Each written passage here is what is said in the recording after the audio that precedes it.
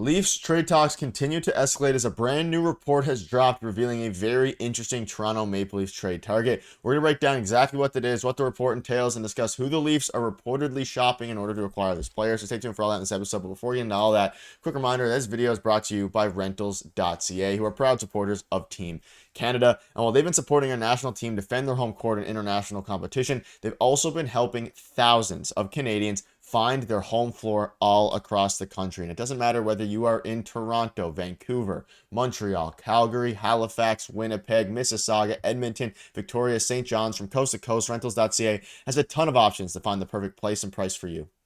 Their website is clean and easy to use, and you can pinpoint exactly on the map where you want to move, finding all the options in your area. Find your home court with rentals.ca. Check out the link in the pinned comment as well as the description down below. And thank you again to Rentals.ca for supporting us, supporting Team Canada, and supporting you guys in finding the best rentals across the country. Thank you again to Rentals.ca for sponsoring this video. Darius, a lot to go over today, and an interesting bit of tidbits of news here coming out surrounding the Toronto Maple Leafs and, of course, trade rumors. They won a big game yesterday, albeit against the Chicago Blackhawks. They have a very busy week, and trade talks are continuing to pick up. We haven't discussed this particular target, and it's a very interesting one. So let's start right here. We also have a couple of Leafs updates as well, which we'll get into. But Jake Evans is a player that we're going to be talking about today. And you see this here. Jake Evans from the Canadiens is a player seen as attractive for teams looking to bolster their bottom six due to his low cap hit and playoff experience at a young age. The Leafs, LA, and a few others could play to upgrade the bottom half of their forward group and would definitely be interested due to his low cap hit alone. So the Leafs linked to Jake Evans here, and we'll dive into the player and discuss things like that. But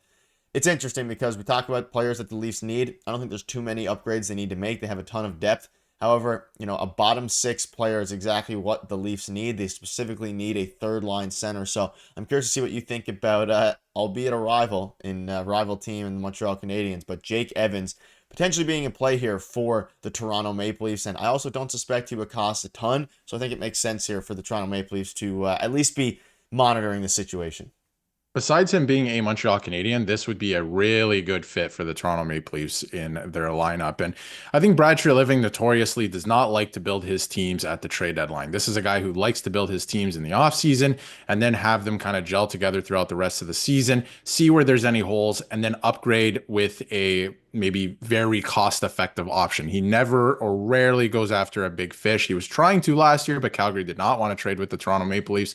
So obviously he was trying to upgrade there last year, but he never really goes after the big fish. And I think that that's going to be the case again this year, because when you look up and down the Leafs lineup, goaltending, not an issue. The defense, obviously when they're not injured, not an issue so far this season. The forward group isn't really an issue, but they have a couple holes, and one of them is definitely the third line center position. I think that they're definitely going and trade for a third line center this season, whether it be soon or right before the trade deadline or at the trade deadline. I feel like if they get it done sooner rather than later, they might be spending a little bit less. But yes, again, besides it being the Montreal Canadiens, I think this is a great player. I think this would be a great fit for the Toronto Maple Leafs. I have to give a shout out to Josh Gosse on Habs Digest that told me a little bit about Jake Evans and said, he's a pretty defensive minded player. You're not going to expect much of him out of obviously on the offensive end of things or in the offensive zone, but he's responsible defensively. He's pretty good at faceoffs, not so good this year on the faceoff dot, but he's pretty good at faceoffs. Again, he's a right shot, which I think is attractive for the Leafs because they have a lot of left shots on the forward group,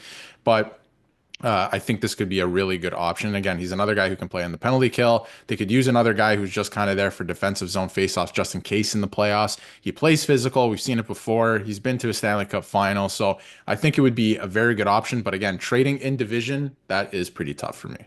Yeah, and looking at the available third line centers, there's a few obviously going around. We've discussed Nick Bjugstad, a lot of different guys there like that.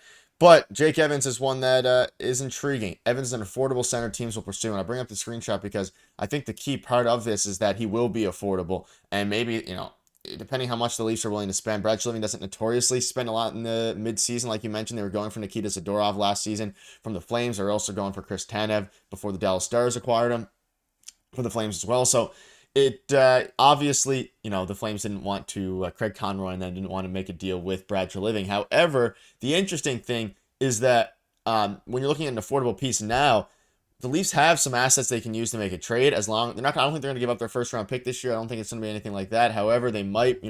Last season we saw the sixth round pick go away, and for teams looking to stabilize their bottom six, Evans is going to be a prime target. Not sure if they've had any discussions on an extension with teams like Toronto, LA, other clubs. Evans is going to be right there, and we'll see how the Canadians maneuver that because they know how valuable of a piece it can be, and that cap hit alone is attractive. And that's a big thing with this signing would be the cap hit, and he's only 28 years old, so obviously he's a UFA in 2025. So after this year, he's on the last year of his deal.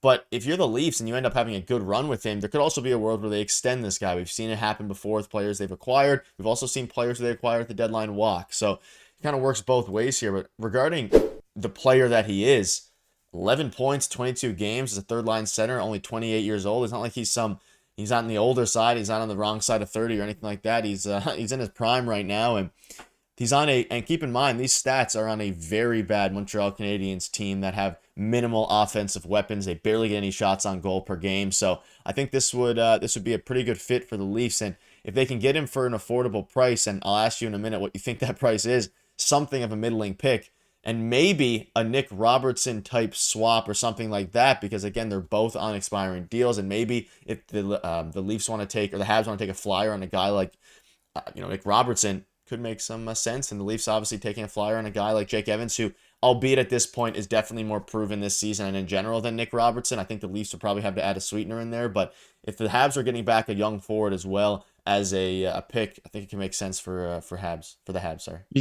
He's still relatively young. He's only 28 years old. He's having, a pretty good season on a bad Habs team, like you said. He's also playing second line center for them now, so he's taking on a bigger role. He's playing a ton and in different situations. So if he were to come over to the Leafs, I think he could be more effective because he'd play less and he would have more, more attention to detail in the ice time that he did get, and obviously on the PK. Although the Leafs PK has been pretty good, but again, if you add another option there, I think that's a good thing. But again, reluctant to trade with the Montreal Canadiens. I think it could be interesting. Nick Robertson, to me, is probably too high valued for Jake Evans at this point. Honestly, I do believe that still. I think you could get a little bit more for Nick Robertson than Jake Evans in terms of draft picks. But I think that Brad Treliving could do something here, a little tidy, where he goes out and gets Jake Evans. Then he moves off of Nick Robertson in a different trade, gets some assets back for him. And it's like you didn't miss anything at all, right? So I think he could do some tidy work here. And Jake Evans could help the team. I don't know if trading with Montreal is a great idea. Again, in division, it could come back to bite you, of course, but he's a guy who could help the Leafs. Absolutely. I think that he could be the missing piece. I also like Bukestad as well, if we're, talking about different options as well. So that could be interesting. But to make this work, a guy like Nick Robertson could be on the way out. He hasn't really performed so far this season, so he definitely could be on his way out just on that alone. But it's going to be very interesting as we head into the new year, because I think that the Leafs they're kicking tires on a lot right now. I think they're trying to see what's out there. And again, this is an affordable piece. They can absolutely make room to bring this guy in. And you can always re-sign him because he's not a top-end guy. He's not a Ryan O'Reilly who's going to leave, for example. I know there's a lot of different reasons that he left, but he's not going to leave for, upwards of $4 or $5 million. He's probably going to sign for something affordable again with, either you or another team. But you could see it as a rental. It could possibly be that, but you can also re-sign him, I think, pretty easily. So it's an interesting option.